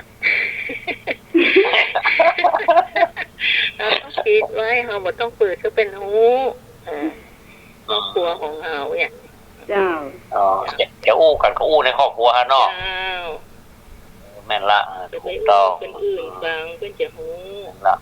เพิ่นจะหูละอายเฮาเปิ้นเขาจะไปเล่าไปยายอะเนาะบางคนเคยโชว์เขาขอบคุณเจ้านางเนอร์ที่มาอธิบายความฟังบางคนเคยโชว์เนาะ นี่ไม่ ไปโชว์ว่าของเขานี่ปีใดแล้วก็ไปอู้อย่างวันนี้นะครับถ้าอู้ดีนี่ก็ดีก็อู้ดีก็ไปเป็นแบบอย่างอ่ะดีมันบ่ดีนี่มันก็คดีนะครับสายนอ ครับผม จะมาอธิบายอธิบายว่า เพื่อหันหลังบ่ครับ เจ้า แม่น ครอบครัวเฮาเนี่ยล่ะกินข้าวไปก่อนไปวงเนี่ยล่ะโอ้วันนี้น้ำเบี้ยงน้ำหมักเอาไปอู้ดังเลยอายชาวบ้านนี่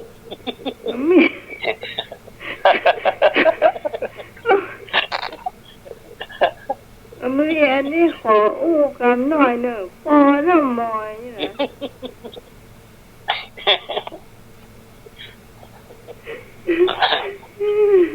ครับ ว่าไปว่าเปิ้ลเลยก็เอาจริงมอยนี่ก็มีความหมายเหมือนกันเนาะไอ้นุ้ยเนาะ เหนื่อยวะ จริงมอยนี่มีความหมายฮับสายเนอะ เอาหมาย เจ้า ตะกี้ไผ่ตอบก็ ไอ้หนุ่ย ไอ้หนุ่ยก็ไผ่ก็ ไม่สม อ๋อคือรางวัลต้นคน2 แซ่เนอะได้ โอ้ กี่สตางค์ ต้อง นะ แค่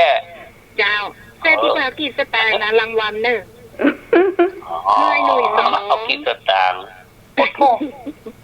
โห ให้หนุ่ย2แล้วก็ให้ไผ่ก็แม่งก็ ไม่สม สม สองเนอะ เจ้า เจ้าถูกแล้วเนอะ เจ้า เจ้า ก็เนิ่นนะกะนะเขาก็ช่วยกันอธิบายนะ เจ้า เปิดเสื้อเปิดหันหลังเนี่ย หน่วย ขอบ เนาะ คุณมากเจริญนุ แม่ โม วาง ท กันเน นา อะ เจ้า เจ้าน อกนอกจากจะได้อนุรักษ์กรรมบักเขาไว้แล้วเนาะก็ยังได้ข้อคิดข้อเนี่ยธรรมะไป เจ้าธรรมเจ้าของหลวงพ่อตุ้งทองเจ้า ขอส่วนสักข้อแล้วครับ ฮะ เอาได้เลย ครับ ตะกี้ได้ไปแท้แล้วโลเอาอยู่ปะอย่าเพิ่มให้แท้ก็ได้เราพี่เป็นอย่างบักคัดป้อง แซ่ปัดว่าแซ่ เอาว่าเพราะฮือแท้นะกี้นะแท้ไม้เสียบนะ เสียบนะ ไม่เสียบแท้สตางค์ นะ เอาว่าอย่างใหญ่ ไม่มีปลาตัวเดียวเน่าเรื่องซ่า ปัตตานีเราศึกษา ปลาตัวเดียวเนาะตรงห้องก็ได้เหมือนกัน ทุกห้องล่ะ นี่ลงทีแล้วกัน ปัตตานีนอกตึงอย่าง ตรงห้องตรงซ้าเหมือนเดียวกัน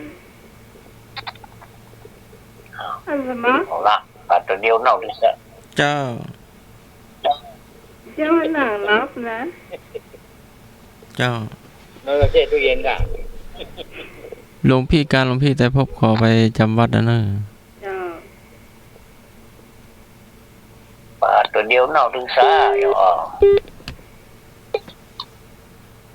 งความว่าใด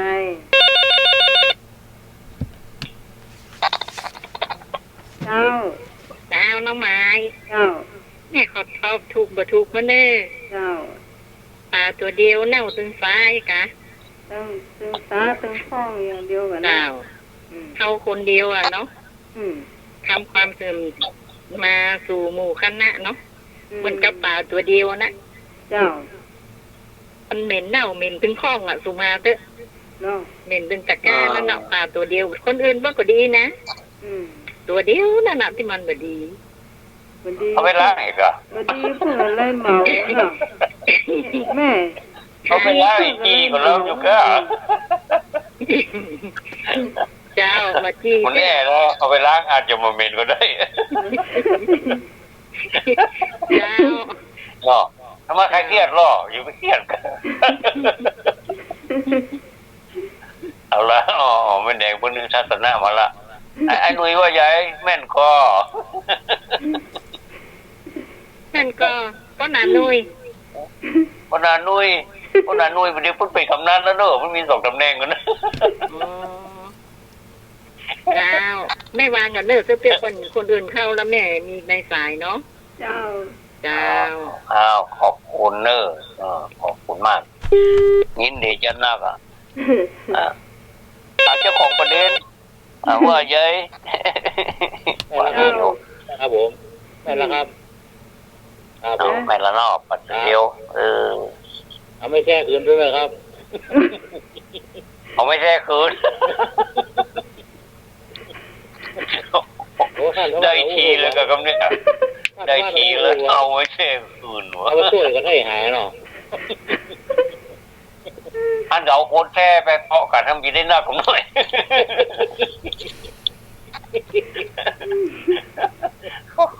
ไอ้หน่วยนี่เสียงโคมนั่นเราสุดยอด เอาไปช่วยให้หายนะท่านวันเนาะ เอาช่วยกันจี้กันล้ำซะฮะ เรื่องหาเนอะช่วยเนี่ย นักสวาสิสวา ครับ อันนี้ก็ผูกไปเก่ามาเก่าเขาเนาะเจ้า ยัดดีอ่ะ เจ้า มาเลยแต่ว่าถ้าตรงกันข้าม สมมติว่าคนเดียวถ้าทำคุณงามความดีมันก็มีประโยชน์ถึงหมู่ถึงหลายเหมือนกันเนาะจ้ะถ้าตรงกันข้ามแล้วสายนอก ตอบเนอะ เจ้า แต่ตัวเดียวเน่าถึงข้องนี่แหละ เจ้า คนหลายเนาะเป็นรวมกันเนาะแล้วก็คนทำผิดคนเดียวเนี่ยมันผิดหมดเลยนะเจ้าเนี่ยแต่ตัวเดียวเน่าถึงข้องเนี่ยท ทำพิษคนเดียวนะแล้วก็พิษหมดเลย คนที่อยู่ด้วยกันนั่นแหละแต่ตัวเดียวเน่าถึงคอมันเหม็นหมดเนี่ยเหม็นกุ๊กโคตร หมดเอาแม่ยกตัวอย่างเหรอสมมติอยู่ด้วยกันเป็นหมู่เนี่ยโดนยับเป็นหมู่เนี่ยเช่นอะไรอย่างเป็นต้นเนาะ ไม่ใช่เขาเป็นแบบอยู่อะไรอย่างก็อยู่รวมกันเนี่ยมันเน่าหมดอ่ะมันเน่าหมดอ่ะคนกลุ่มนี้มันบดีคนเดียวนะแล้วมันบดีหมดเลย สม เนี่ย มติว่าครอบครัวนี้เนาะกูนี้เจ้าเนาะ แกกลุ่มหนึ่งเนี่ยถ้ามันบดีคนเดียวมันไปอยู่ห้านสองเปลี่ยนนี่นะมันจะบดีหมดเลยคนเลย ชาวบ้านกี่คน แต่ตัวเดียวมันเน่าถึงคออ่ะ เจ้า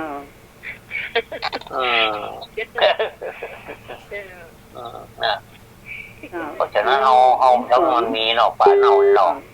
ไม่สมศพไม่ขานะเจ้าแต่ถ้ายื้อถ้าจะยื้อยกตัวอย่างนะผมว่าป่าตัวเดียวเน่าถึงคล้องหรือซ้านี่นะยกตัวอย่างอย่างเขาเล่นไฮโลเนาะขนาดบัลเล่นนะไปพอก็ได้ก็โดนยับเหมือนกันไปอยู่อย่างนั้น ก็น่ากล้ามันไปยื้อว่าเพื่อนอ่ะมันบัดมีสตางค์เล่นนะมันอยู่ทั้งหลังว่าหล่อมันไปยักเพื่อนอ่ะถ้าเพื่อกูก็ได้ถ้าบอกได้ก็แล้วไปกูก็โลดนี้ปัดเดี๋ยวโดนเจ้ามือนั่งปัดนั่นเนี่ยแล้วก็คนไปยื้อพอเจ้าเรื่องของเรานะโดนยับเหมือนกันหมดก็สมควรแล้วสมควรโดนยับไปยากเปิ่นแต่เหมือนเล่นนะกะถ้าอย่างนั้นมาเล่นนะแต่ไปมุงบอกเปิ้ลนะมันม้วนลูกมันกระลอกเนี่ยมันรู้ลูกมันรู้นะมันยอมอย่างเงี้ยเนาะ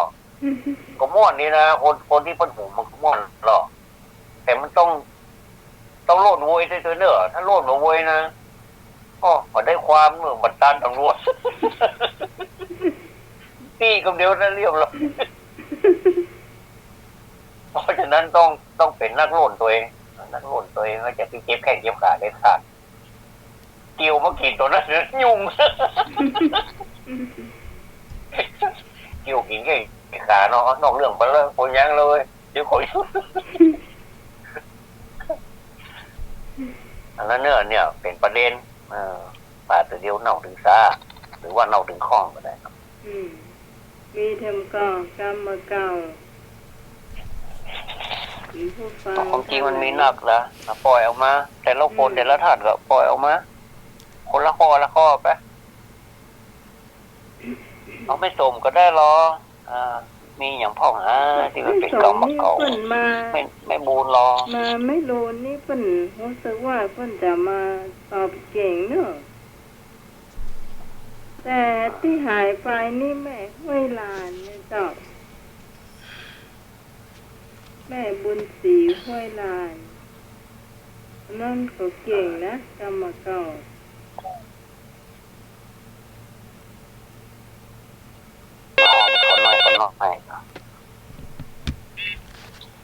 เจ้าให้เจ้าน้องหมาเจ้าเมทายเนอะเจ้าดื่มนายแน่มาหลายเจี้ยวปืนเอาล่ะดื่มนายน้ำมาหลายเจี้ยวปืนดื่มนายเนาะน้ำมาหลายเจี้ยวปืนเน็ตขนาดนี้นะคำถามเลยนะมาอยู่คนที่บ่อู้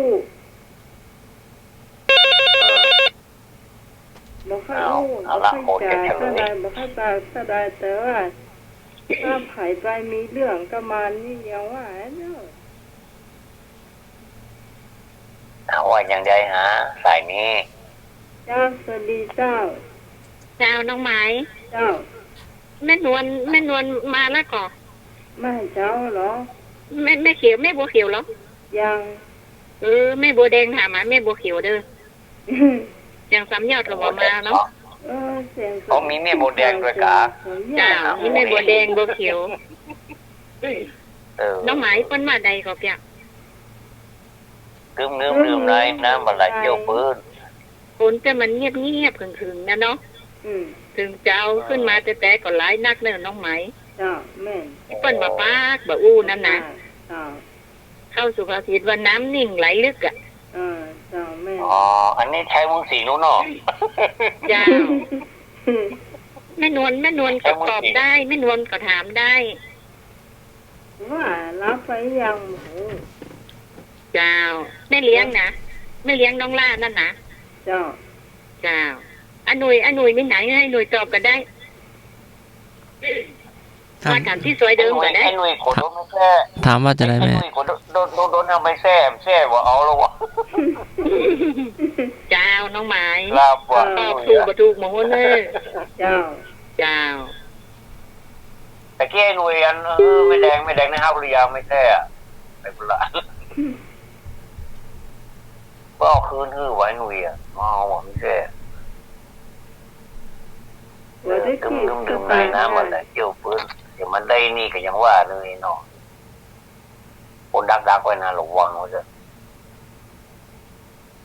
คนหน่อยอย่างเขานี่มีเขาไปกดเอาได้ต้องเอาแต่ปากว่าขาสั้นมาได้อย่างเขาเนี่ยนี่มิ่งมาก็ยังว่ากันเนาะกันแต่มันได้มิ่งขึ้นมาก็ยังว่าเนอะมือ10 นิ้วไว้อย่างนี้นะอย่าเกลือโกรธหรือบ้างครับเบิ่มมือในมาต่อขาสั้นนะอันนั้นสมองระเบิดนั่นน่ะ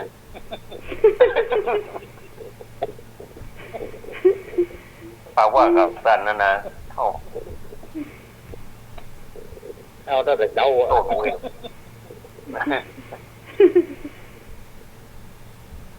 นี่นั้น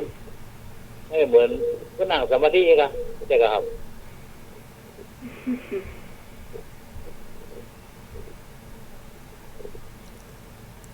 น้ำนิ่งไหลลึกอ่ะนี่ถ้าว่าใช้มองสิงอ่ะครับแมนซิตี้ไลออนนะแมนซิตี้ไลออนเราเสนอนะไม่ไหลลึกอ่ะดื่มใน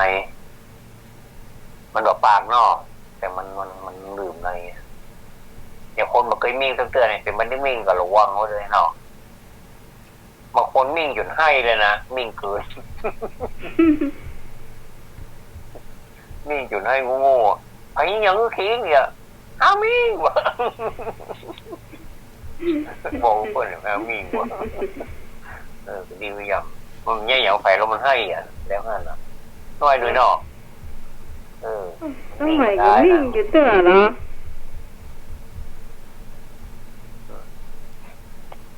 อันวัดน่ะต้องใหม่มิ่งเป็นเตื้อมิ่งรับสิ่งที่คน มิ่งรับเจ้ามิ่งรับอันนี้มิ่งแหมอย่างหนึ่งมีลักษณะของกิริยาเหมือนกันแต่ว่ามันกิริยาตัวหนึ่งที่มิ่งแบบมิ่งส่วนนั้นคือโมโหเนาะอันนี้มิ่งรับนี่แสดงว่ามันจะรับแก้มันก็รับนะมันมิ่งได้แต่ว่าเนี่ยต่อไปก็คือรับไปเลยนะตอนนั้นมิ่งอยู่งานแถมหนึ่งสายเจ้า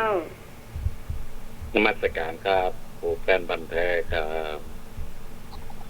ว่าอย่างไรประเทศนี้คบไม่ได้ครับเพื่อนมือคบครับคบมาได้ครับนมัสการครับพ่อไปยัง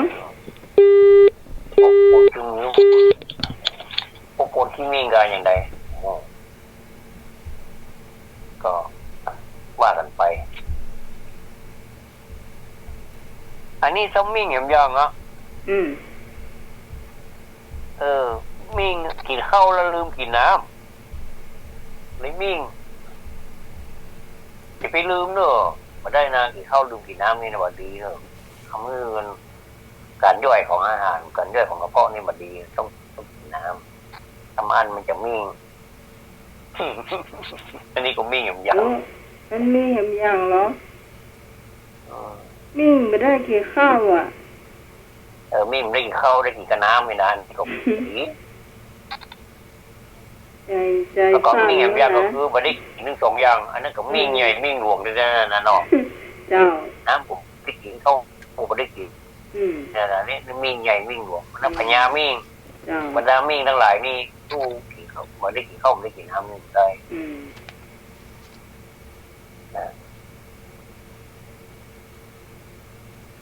อันมาเดียวนี่โอ้นี่ได้กำเขาจัดหลายได้เดียวนี่ท่านสมัครมิ่งอยู่เจ้าโอ้ท่านสมัครไทยมิ่งแล้วขาดหายไปนี่แสดงว่าจะลาไปนอนแล้วเด้อเจ้ายังฟังเรารับฟังอยู่จะขออนุญาตนั่นขออนุญาตนมัสการพระอาจารย์พระครู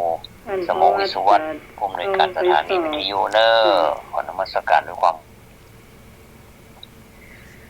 ครับผมอยากขออนุญาตกันเนอร์ขอบพระคุณพระอาจารย์นะขอบคุณนะพรคุณสมัยด้วยเนอร์ท่านผู้ฟังทุกท่านด้วยเนอร์ครับผมขอให้ธรรมะรักษาเด้อครับนมัสการและเจริญพรครับเจ้า